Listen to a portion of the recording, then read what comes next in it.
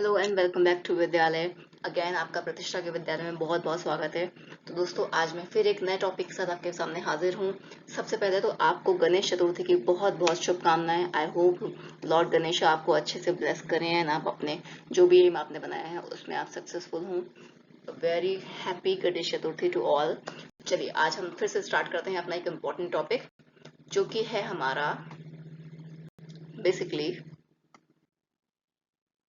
Chlorophyll, algae and it's type with food. हाँ जी हाँ दोस्तों, हम एक टेबल पढ़ने जा रहे हैं जिसमें क्लोरोफिल पिगमेंट्स और एल्गी जिसमें वो क्लोरोफिल पिगमेंट पाया जाता है, और कौन सा फूड है किस टाइप का जो उस एल्गी में पाया जाता है, इसके बारे में हम लोग पढ़ेंगे। जैसा कि आप इस टेबल को देख पा रहे हैं, सबसे ज्यादा इम्पोर्टेंट टेबल है ये, क्योंकि इससे क्वेश्चन सीधे सीधे उठ के आता है कि कौन से एल्गी में कौन सा पिगमेंट पाया जा रहा है, कौन सा स्टोरेज प्रोडक्ट पाया जा रहा है। आपको ये टेबल बहुत इंपॉर्टेंट है, मस्ट है लर्न करना। बेसिकली मैं आपके लिए वही ग्राफिकल क्वेश्चंस लेके आ रही हूँ जो कि मतलब आपके क्वेश्चन को सीधे सीधे उठा रहे हैं। आप समझेंगे कि ये बहुत इंपॉर्टेंट टेबल है। इससे सीधे सीधे क्वेश्चन आता है। कई बार उन्होंने यूग्लिनॉइड्स को दे दिया है, इनका स्टोरेज प्रोडक्ट बेसिकली पूछ लिया है। कई बार उन्होंने क्रिप्टोमोनाट्स को दे दिया है, कई बार उन्होंने क्लोरो आर्चियोफाइट्स को दे दिया है, डायनोफ्लैजेलेट्स को दे दिया है, रेड एल्गी को दे दिया है। तो आपको आज मैं ये टेबल पूरा क्लियर करती हूँ। चलिए स्टार्ट करते हैं हम लोग अपने आज के टेबल से। तो जैसा कि आप देख पा रहे हैं, हमारा जो पहला है वो है, हम प्रोकैरियोटिक सेल की बात करेंगे। प्रोकैरियोटिक सेल में हमारा आता है कौन सा बैक्टीरिया? साइनोबैक्टीरिया। साइनोबैक्टीरिया में जो क्लोरोफिल पाया जाता है वो क्लोरोफिल ए होता है, क्लोरोफाइको फाइकोबिलिन होता है, बीटा कैरोटीन होता है एंड ज़ेंथोफिल पाया जाता है। मस्ट है लर्न जरूर करनी है ये पूरी टेबल। इसमें आपको बिल्कुल भी कोताही नहीं बरतनी है। आपको ये टेबल हर हाल में लर्न करनी है। 110% किसी भी कॉम्पिटेटिव एग्जाम में इससे क्वेश्चन बनता ही है। तो जैसा कि आपने देखा, साइनोबैक्टीरिया में हमें क्लोरोफिल ए मिला, फाइकोबिलिन बी, फाइकोबिलिन मिला एंड बीटा कैरोटीन मिला एंड ज़ेंथोफिल बना। उसी तरह से जो इसका स्टोरेज प्रोडक्ट है बेसिकली वो है साइनोफाइसिन ग्रैन्यूल्स, साइनोफाइटिन स्टार्च, जिसको हम लोग ग्लाइकेन भी बोल सकते हैं। ये हमें साइनोबैक्टीरिया में मिलता है। अब बात करते हैं यूकैरियोट्स की। यूकैरियोट्स में हमारा पहला है ग्लूकोफाइट्स। ग्लाइकोफाइट्स में हमें क्लोरोफिल ए मिलता है, फाइकोबिलिन मिलता है, बीटा कैरोटीन, ज़ेंथोफिल बिल्कुल सेम मिलता है हमें जैसा कि साइनोबैक्टीरिया में मिलता है। सिंस ये स्टार्टिंग का है तो जाहिर सी बात है कुछ कैरेक्टर्स प्रोकैरियोट्स के इसके अंदर आएंगे, तो हमें वही चीज मिलेगी मोस्टली जो प्रोकैरियोट्स में हमें मिल रही है। एंड इसका जो स्टोरेज प्रोडक्ट है वो है स्टार्च। अब बात करते हैं दूसरे की, वो है क्लोरोअराचिनोफाइट्स। क्लोरोअराचिनोफाइट्स, इसमें क्लोरोफिल ए मिलता है, क्लोरोफिल बी। अब यहाँ पे हमें क्लोरोफिल बी की स्टार्टिंग हो गई है ना। बाकी पूरा का पूरा सेम मिलेगा हमें, बीटा कैरोटीन ही मिलेगा हमें सिंस, एंड कैरेटिन यहाँ पे स्टार्ट हो जाएगा एंड जेंथोफिल इन तीनों में मिल रहा है। बेसिकली अगर आप देखेंगे तो हमें जेंथोफिल सब में मिलेगा, तो आपको जेंथोफिल याद करने की जरूरत ही नहीं पड़ेगी। जेंथोफिल पूरे के क्लासेस में है, बेसिकली ग्रुप्स में है, तो जेंथोफिल कॉमन है। जो आपको इस टेबल से समझ में आ रहा है तो उसको छोड़ के आप बाकी चीजों पे फोकस करिएगा। और इसमें जो स्टोरेज प्रोडक्ट है क्लोरो अराचिनोफाइट्स में वो है कार्बोहाइड्रेट। ओके, कार्बोहाइड्रेट्स का स्टोरेज प्रोडक्ट है। अब बात करते हैं यूग्लिनॉइड्स की। यूग्लिनॉइड्स की बात करेंगे तो हमें जेंथोफिल तो इसमें कॉमन है जैसे कि सब में है, क्लोरोफिल ए और बी इसमें मिलेगा हमें। बेसिकली आप ये भी समझ सकते हैं कि स्टार्टिंग कहाँ से हुई, क्लोरो अर्चिनोफाइट से क्लोरोफिल बी की स्टार्टिंग हो गई है। अभी तक हमें क्लोरोफिल ऊपर से ए से मिलता चला आ रहा है, क्लोरोफिल ए। आप देखेंगे तो आप पाएंगे कि जेंथोफिल और क्लोरोफिल ए सब में कॉमन है। आप इस पूरी टेबल को थोड़ा ऑब्जर्व करेंगे तो आपको दिखेगा कि जेंथोफिल जो जेंथोफिल है और दूसरी बात क्लोरोफिल ए आपको सब में ही मिलेगा, हर एक टेबल में हर एक ग्रुप में मिलेगा। बस कहाँ पे चेंज आएगा, कहाँ चेंज आएगा, क्लोरोफिल बी कहीं कहीं पे मिलेगा और कहीं कहीं पे मिलेगा क्लोरोफिल सी। तो आपको ये लर्न करने का मैं एक तरीका बता रही हूँ, और आप इससे बहुत इजीली लर्न कर सकते हैं बेसिकली।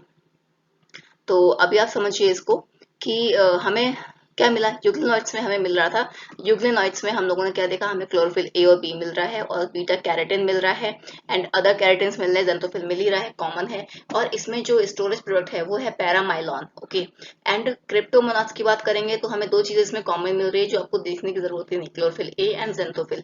अब इसमें एक्स्ट्रा या नया क्या मिल रहा है, नया मिल रहा है हमें क्लोरोफिल सी। क्लोरोफिल सी की स्टार्टिंग कहाँ से हो गई, क्रिप्टोमोनास से हो गई। ठीक है, इस चीज को आप ध्यान रखिएगा, क्लोरोफिल सी हमें इसमें मिलेगा। और अगर आप बहुत ध्यान से देंगे, बहुत फोकस होकर देखेंगे तो आप देखेंगे कि हमें बेसिकली ग्रीन एल्गी में अगर देखा जाए तो सी नहीं मिल रहा है। ग्रीन एल्गी में हमें क्लोरोफिल ए एंड बी मिल रहा है। ओके। तो आप ऐसे करके पूरे के पूरे ग्रुप को कंपेयर करके आप बहुत इजीली याद कर सकते हैं कि किसमें क्लोरोफिल सी पाया जा रहा है, किसमें क्लोरोफिल बी पाया जा रहा है। अलग अलग याद करने से अच्छा है कि आप इसको पूरे को कंपेयर करें और आपको बहुत अच्छे से क्लियर हो जाएंगी चीजें। तो क्रिप्टोमोनाक्स में हमें क्लोरोफिल ए एंड सी मिल रहा है, अल्फा एंड बीटा कैरोटीन मिल रहा है, यहाँ एक नया जुड़ गया अल्फा कैरोटीन भी, जो अभी तक हमें ऊपर के किसी भी ग्रुप में नहीं मिल रहा था, है ना। और इसमें जो बेसिकली स्टोरेज प्रोडक्ट है इसका और ग्लाइकोफाइट्स का स्टोरेज प्रोडक्ट सेम है, स्टार्च। स्टार्च इसमें भी स्टोरेज प्रोडक्ट है। अब बात करते हैं हम लोग हेप्टोफाइट्स की। हेप्टोफाइट में क्लोरोफिल ए और सी मिल रहा है एंड बीटा कैरोटीन मिल रहा है एंड क्राइजोलैमिनेरियन, क्राइजोलैमिनेरियन इसमें स्टार्च प्रोडक्ट है, इसमें सॉरी स्टोरेज प्रोडक्ट है क्राइजोलैमिनेरियन। इससे आप और भी कंपेयर कर सकते हैं क्या, हेप्टोफाइट्स एंड बेसिकली फोटोसिंथेटिक स्ट्रेमोनोफाइल्स, इनमें सेम है स्टोरेज प्रोडक्ट, सेम क्या है, क्राइजोलैमिनेरियन, दोनों में ही स्टोरेज प्रोडक्ट है ना। तो इससे आप इसको कंपेयर करके बहुत इजीली याद कर सकते हैं। बेसिकली आप समझने की कोशिश करिए इसी को कि कंपैरिजन से ही आपको ये बहुत अच्छे से याद होगी, ठीक है।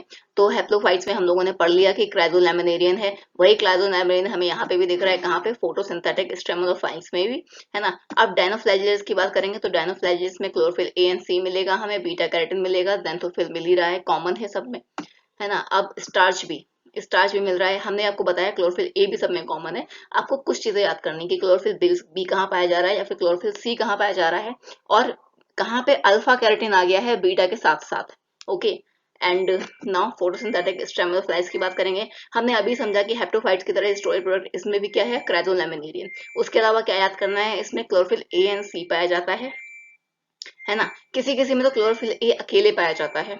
उसके अलावा बीटा कैरोटीन मिलता है, ज़ैंथोफिल मिलता है और फ्लोरिन और क्लाज़ोलैमिनेरिन और लिपिड, साथ में लिपिड भी इसमें स्टोरेज प्रोडक्ट है, किसमें, फोटोसिंथेटिक स्टेमोफ्लाइज में लिपिड भी एक स्टोरेज प्रोडक्ट है जो कि एक्स्ट्रा आ गया है। अब बात करते हैं रेड एल्गी की। रेड एल्गी में अगर हम लोग देखेंगे तो हमें क्लोरोफिल ए जैसा कि कॉमन है, ज़ैंथोफिल भी कॉमन हो गया। अब बचा क्या, बचा फाइकोलिन। फाइकोलिन इसमें मिलेगा हमें, जो एक अलग प्रोडक्ट है। उसके अलावा अल्फा एंड बीटा कैरोटीन मिल रहा है, बीटा कैरोटीन हमें लगभग सब में मिल रहा है, अल्फा हमें सिर्फ दो जगह मिल रहा है। अगर आप बहुत कंपेयर करके इसको देखेंगे, क्या देखेंगे आप कि एक हमने क्रिप्टोमोनॉट्स में हमने अल्फा कैरोटीन पढ़ा था, उसके अलावा हमें रेड एल्गी में अल्फा कैरोटीन मिला है, उसके अलावा अल्फा कैरोटीन कहीं नहीं है पूरे में, ठीक है। तो आप ऐसे याद कर सकते हो कि अल्फा कैरोटीन हमें सिर्फ दो में मिल रहा है, रेड एल्गी में एंड क्रिप्टोमोनाट्स में। अब रेड एल्गी में जो स्टोरेज प्रोडक्ट है वो क्या है, फ्लोरिन स्टार्च। फ्लोरिन स्टार्च जो है बेसिकली इसमें रेड प्रोडक्ट है, वो स्टोरेज प्रोडक्ट है। उसके अलावा ग्रीन एल्गी की बात करेंगे तो हमें पता है कि सिर्फ ए और बी क्लोरोफिल, जो क्लोरोफिल ए और बी है वो ग्रीन एल्गी में मिलते हैं हमें। उसके अलावा अगर हमें ए और बी मिलते हैं कहीं पे, तो वो बेसिकली हमें ऊपर के दो ग्रुप्स में मिलते हैं, एक क्लोरो अराचिनोफाइट्स में, दूसरा यूग्लिनोइड्स में, है ना। तो ये ध्यान रखना कि यूग्लिनोइड्स हो गया या फिर क्लोरो अराचिनोफाइट्स हो गया या फिर ग्रीन एल्गी, इसमें यही कॉमन बात है कि इन दोनों में क्लोरोफिल ए एंड बी ही मिलेगा, सी नहीं मिलेगा। और अगर आप एक चीज और देखें, है ना, तो अब इसमें क्या है, प्लांट लाइक स्टार्च जो होता है ना, वो स्टोरेज प्रोडक्ट है इसका। रेड एल्गी में फ्लोरिन स्टार्च प्रोडक्ट है इसका, है ना, स्टोरेज प्रोडक्ट। और ग्रीन एल्गी में बात करेंगे तो प्लांट लाइक स्टार्च जो है ना, वो इसका स्टोरेज प्रोडक्ट है। एक बहुत ही अलग सा नाम दिख रहा है पैरामाइलॉन, जो सिर्फ और सिर्फ हमें यूग्लिनोइड्स में दिख रहा है। इससे लास्ट ईयर क्वेश्चन आया था सीएसआईआर में, इसको जरूर याद रखिएगा कि पैरामाइलॉन हमें सिर्फ और सिर्फ यूग्लिनोइड्स में मिल रहा है। ऐसे करके कंपेयर करके आप पूरी की पूरी टेबल बहुत अच्छे से लर्न कर सकते हैं। कहीं पे भी कंफ्यूज हो या आपको लग रहा है कि नहीं मैम मुझे याद नहीं हो रहा है ये, प्लीज मुझे समझाइए कि मैं कैसे और तरीके से याद कर सकती हूँ। तो मैं इसके एक अलग से टेबल आपको बना के दूंगी जो बहुत ईजी और हो जाएगी आपके लिए लर्न करना। अदरवाइज आई डोंट थिंक कि इसमें भी कोई प्रॉब्लम है। थोड़ा सा आपको कंपेयर करना है कि हमें क्लोरोफिल ए और बी वाले जितने भी क्लासेस हैं, जितने भी ग्रुप्स हैं, आप एक काम करिएगा, क्लोरोफिल ए और बी के ग्रुप्स एक साथ रख लीजिएगा, याद करने के लिए बहुत इजी हो जाएगा। एंड देन क्या करिएगा, क्लोरोफिल सी जो है ना, उनके ग्रुप्स अलग रख लीजिएगा। जहाँ पे सिर्फ क्लोरोफिल ए मिल रहा है उनके ग्रुप्स अलग रख लीजिएगा। वैसे क्लोरोफिल ए जो है वो सब में ही कॉमन है एंड ज़ैंथोफिल सब में कॉमन है। याद करने का बहुत अच्छा तरीका है कि आप टेबल में जितने भी ग्रुप्स होते हैं उनको कंपेयर करना स्टार्ट कर लीजिए, बहुत ईजिली याद हो जाता है। एंड आई होप कि आपको ये पूरी की पूरी टेबल समझ में आ गई होगी। आपको इसको लर्न करना है, 110% इससे क्वेश्चन आता ही आता है। एंड आई होप कि आपको ये पूरा का पूरा अच्छे से क्लियर हो जाए। कहीं भी डाउट लगेगा मुझे बताइएगा। चलिए आज का ये टॉपिक हम यही खत्म करते हैं, मिलती हूँ फिर मैं नेक्स्ट टॉपिक में। आई होप आपको ये समझ में आया हो, मेरा समझाने का तरीका समझ में आया हो, टेबल को लर्न करने का तरीका समझ में आया हो। आई होप कि अच्छे से आपका ये क्लियर हो। एंड अगर कोई डाउट रहे तो प्लीज मुझे कमेंट सेक्शन में बताइए। मिलते हैं फिर एक नेक्स्ट वीडियो में। Thank you so much. Please like, subscribe and share my video, please please please. Thank you.